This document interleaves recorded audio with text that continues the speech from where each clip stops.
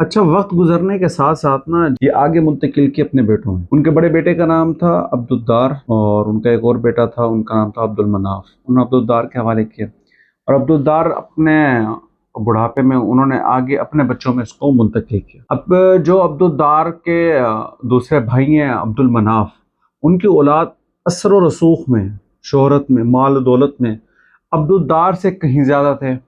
तो अब्दुल मनाफ जो हैं, उनकी जो औलाद है उनमें उनके जो बड़े बेटे थे उनका नाम था हाशिम। वो अपने पूरे अरब में बहुत ज़्यादा मशहूर थे और बड़े मालो दौलत वाले थे और बड़े असर रसूख वाले थे, बड़े रहम दिल थे। तो उनके हिस्से में फिर ये दो जो बड़े ओहदे हैं ये उनके हिस्से में है। तो उन्होंने फिर ये जो आले मनाफ हैं, इन्होंने फिर इसको आगे मज़ीद लेकर ये लोग चले। अब जो हाशिम है, इनके अपने ज़माने के अंदर बहुत सी बातें ऐसी हैं जो और किसी ने नहीं की। वो तिजारत के हवाले से, वो कारोबार के हवाले से हैं कि ये बहुत ज़्यादा समझदार थे और बहुत ज़्यादा इस हवाले से वो चीज़ों को समझने वाले थे। जो हाशिम है, और बहुत ज़्यादा खूबसूरत थे, बहुत इकराम करते थे लोग उनका। अच्छा, इन्होंने अपने दौर में जो तिजारत का सिस्टम शुरू किया, इससे पहले जो तिजारत थी मक्का वाले ये यहीं किया करते थे मक्का के अंदर, और हज्जाज कराम जो बाहर से आते थे वो सामान साथ ले आते थे और यहीं तिजारत होती थी। लेकिन जब ये हाशिम आए, इन्होंने कहा कि हमें और मुल्कों में जाकर तिजारत करनी चाहिए और इसको बढ़ाना चाहिए, हमारे पास जो चीज़ें इनको बाहर लेके जाना चाहिए। तो उसमें उन्होंने ये किया कि साल में उन्होंने कहा कि 2 दफ़ा, एक सर्दियों में और एक गर्मियों में इंशाल्लाह हम बाहर ममालिक में जाएंगे। उसमें वो यमन की तरफ जाते और शाम की तरफ जाया करते थे। अब उसमें ये होता था कि उन्होंने जो बहुत बड़ी बड़ी रियासतें थी उस टाइम, उनसे बात की और उनसे कहा कि हमारा टैक्स माफ़ किया जाए। उनके कहने पर उन्होंने टैक्स भी माफ़ कर दिया। और चूँकि चारों तरफ गुर्बत थी, अफलास था और दहशतगर्दी का सिस्टम था और लोग एक दूसरे से बहुत ज़्यादा तंग थे और भूख अफलास बहुत ज़्यादा था। इस वजह से हर काफ़िले पर हमला होता और हर काफ़िले को लूटा जाता और अपनी ज़रूरियात को पूरा किया जाता। तो मक्का के काफ़िलों पर भी हमला होता और इनको को भी लूटा जाता। तो हाशिम ने एक बेहतरीन इक़दाम जो उस टाइम पे किया, वो ये था कि उन्होंने एक-एक कबीले में जाकर उनसे कहा कि हम वहाँ आकर आपके साथ तिजारत करेंगे और वहाँ आकर हम आपसे अपने मामलात को करेंगे, तो आपको इंशाल्लाह आपकी ज़रूरत की चीज़ें यहीं दी जाएँगी, आपने हमारे काफ़िलों की हिफाज़त करनी। तो फिर ये हुआ कि मक्का के अलावा सारे काफ़िलों पर हमला होता, लेकिन मक्का के जो काफ़िले होते हैं उन पर हमला ना होता और वो बाहिफ़ाज़त जाते। तो लोगों की तवज्जो बहुत ज़्यादा मक्का की तरफ हो गए। जितने बड़े ताजिर थे वो मक्का के अंदर आ गए और मक्का से उन्होंने तिजारत को शुरू किया, जिससे मक्का के अंदर तिजारत को बड़ा फ़रोग़ मिला। अच्छा, अब ये जो हाशिम है, इनका असल नाम उमरू है। इनकी वालिदा ने इनका नाम रखा था उमरू। इनका नाम हाशिम कैसे पड़ा? हाशिम ऐसे पड़ा कि एक दफ़ा मक्का में फ़ाका आ गया और फ़ाका आने की वजह से ये हाशिम है, इनका नाम उमरू है। इन्होंने अपना वहाँ पे सालन के अंदर, शोरबे के अंदर रोटी को चूर कर लोगों को खिलाया, गरीबों में तक़सीम की, जिसकी वजह से इनका नाम हाशिम पड़ा। और ये हाशिम इतना ज़्यादा वायरल हो गया कि उम्र नाम अब तक किसी को याद भी नहीं है। और किताबों में नॉर्मली हाशिम ही ज़िक्र किया जाता है और आसलम के नसब में जब वो पढ़ा जाता है तो हाशिम का ज़िक्र ज़्यादातर किया जाता है। जितनी किताबें उनमें हाशिम का ज़िक्र आता है, जबकि उम्र उनका असल नाम है।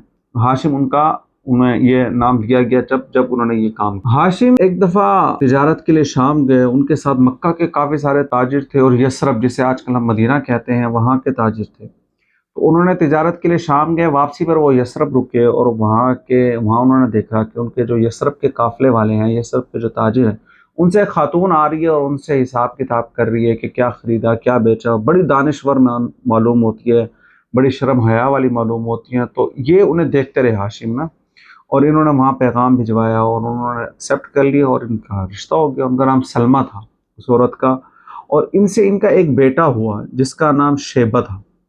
उस टाइम मदीना के अंदर ये फिर इन्हें लेके मक्का आ गए और मक्का के अंदर ये रहती रही। फिर एक दफ़ा ये जो हाशिम है ये गज़ा की तरफ एक दफ़ा, शाम का एक इलाका है गज़ा जिसको हम लोग जानते हैं, वहाँ गए हुए थे और वहाँ जाकर इन्होंने क्या कहते हैं, काफ़िला था इनके पास, तिजारत का लेकर गए हुए थे। तो वहीं इनका इंतकाल हो गया। इनसे इनका एक बेटा है शेबा। तो ये शेबा और जो इनकी वालदा थी सलमा, शेबा की वालदा सलमा थी, हाशिम की जो ज़ौजा थी, वो मदीना वापसी आ गई, इनकी यसरब आ गई और वहाँ रहने लगी। तो ये जब गज़ा गए, वहाँ इनका इंतकाल हो गया और शेबा जो हैं वो इनके बेटे हैं اور ان کی جو والدہ ہیں یعنی کہ ہاشم کی زوجہ وہ چلے گئی مدینے. تو اب یہ سارا معاملات جتنے بھی مکہ کے معاملات تھے یہ سب مطلب کے پاس آ گئے. اور مطلب کون ہے؟ یہ ہاشم کے بھائی ہیں. مطلب ہاشم کے بھائی ہیں تو ان کے پاس یہ سارے معاملات نظام چیزیں چلی گئی. اور جب انہوں نے دیکھا کہ تقریباً وہ ہاشم جو ہیں شیبہ ان کی عمر کوئی 8 9 10 سال 11 سال 12 سال کے ہو گئے تو وہ مدینہ گئے مطلب اور جا کر اپنے بھتیجے کو لانے کی ضد کی کہ میں ان کو لے جاتا ہوں اور یہ ہمارے اندر رہے گا تو یہاں پہ یہ زیادہ یعنی کہ اچھے سے پروان چڑھے گا اور اس کی تربیت زیادہ اچھی ہوگی. تو ان کی والدہ سے ریکویسٹ کی انہوں نے بھیج دیا انہیں. اچھا اب یہ جو شیبہ ہیں ان کا نام عبد المطلب کیسے پڑا؟ اب ان کا نام اصل میں عبد المطلب میں اور آپ جانتے ہیں جبکہ ان کا اصل نام شیبہ تھا. ان کا نام عبد المطلب اس طرح پڑا کہ جب یہ مطلب انہیں لے کر مکہ آئے مدینہ سے تو یہ گھوڑے جو اونٹ تھا اس کے آگے شیبہ بیٹھے تھے اور پیچھے مطلب بیٹھے تھے. اب جو مطلب تھے وہ شیبہ کے سامنے یعنی کہ پیچھے بیٹھے تھے. لوگوں نے دور سے دیکھا کہ وہ آ رہے ہیں تو سب نے کہنا شروع کر دیا کہ مطلب جو ہے وہ اپنے ایک نئے غلام کے ساتھ آ رہے ہیں اور یہ بہت زیادہ شور شرابہ شروع ہو گیا. جب مطلب کے کانوں میں یہ بات پڑی تو انہوں نے بتایا کہ نہیں یہ میرے بڑے بھائی ہاشم کا بیٹا ہے شیبہ. اور وہاں سے ان کا نام عبد المطلب پڑا کہ مطلب کا غلام. تو یہ عبد المطلب تک جو مجھے انفارمیشن تھی جو مجھے پتا تھا وہ میں نے آپ تک منتقل کر دی بات اور جو آپ کو بتا دی میں نے. یہاں تک مجھے پتا تھا. اس کے بعد آگے جو ہماری بات ہوگی وہ بڑی بات جو ہے وہ آب زمزم پر بات ہوگی کہ آب زمزم کیسے دوبارہ سٹارٹ کیا گیا اور دوبارہ اس میں پانی کیسے نکلا اور آب زمزم کے حوالے سے کیا ہوا اور عبد المطلب سے لے کر پھر آن ورڈ آپ صلی اللہ علیہ وسلم تک کیا معاملات چلتے رہے اور آپ صلی اللہ علیہ وسلم کی پیدائش مبارک کیسے ہوئی.